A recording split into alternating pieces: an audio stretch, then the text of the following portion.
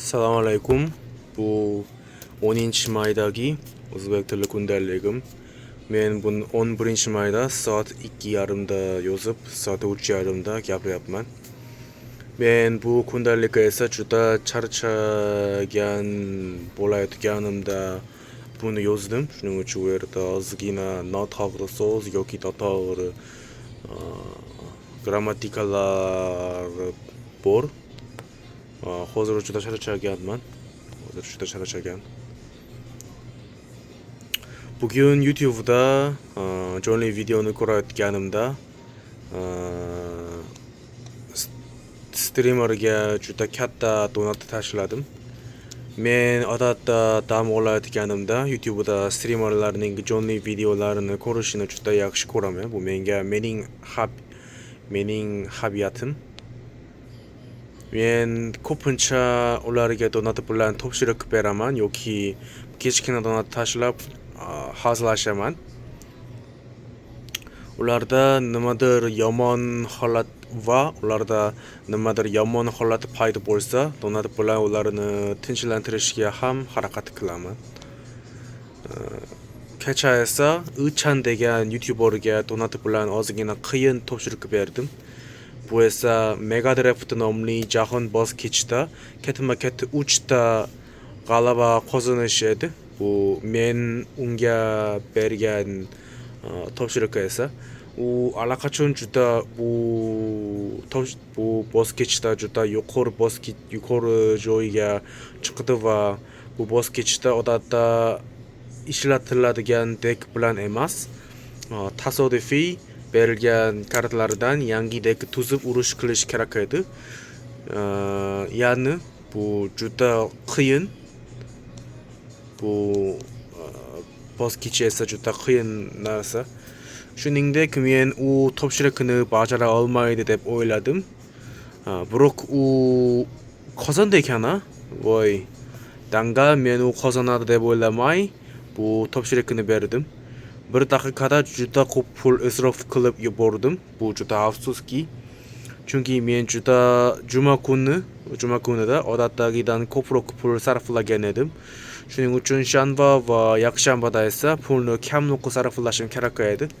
Shanba kunida men pulni uncha ko'p sarflamadim, lekin bugun esa shunday katta donat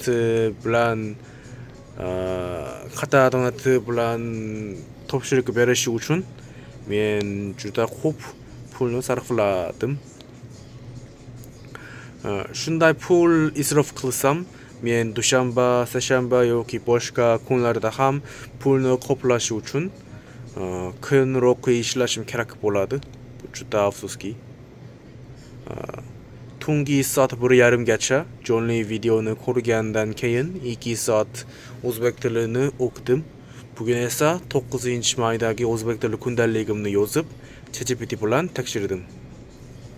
Bugundan keyin Qoraqalpog'iston haqida gapiradigan yangilik videosini ko'rishni o'yladim. Buning uchun hozir download qildim bu video haqida videoni. Lekin bu video eshitish uchun juda qiyin edi va allaqachon kundalik yozib o'qiganim uchun uzoq vaqt o'tgan edi.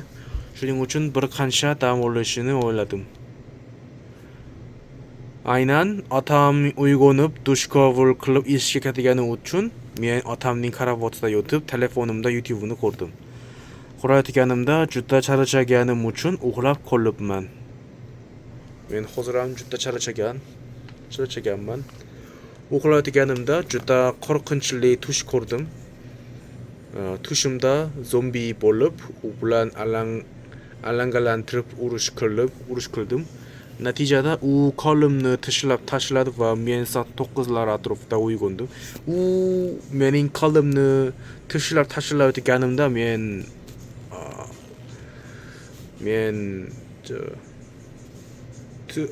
tushdan uyg'onay oldim.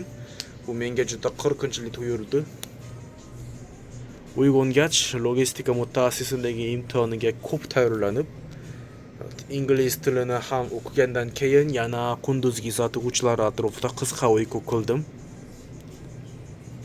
Men bu qisqa uyquda ham yana qo'rqinchli tush ko'rdim. Men tushimda shaytonni ko'rganman deb o'yladim, lekin bu tush haqida deyarli hech narsani eslay olmayman. Soat 8lar atrofida otam meni uyg'otdi va men soat 9da meni markatiga ishga ketdim. Odatda yakshanba kuni soat 9gacha ishga kelishim kerak. Lekin bugun direktor qisqa ishlaydigan ma'vatishga 13 soat ishlashini aytgani uchun men 1 soat kechroq uydan chiqdim.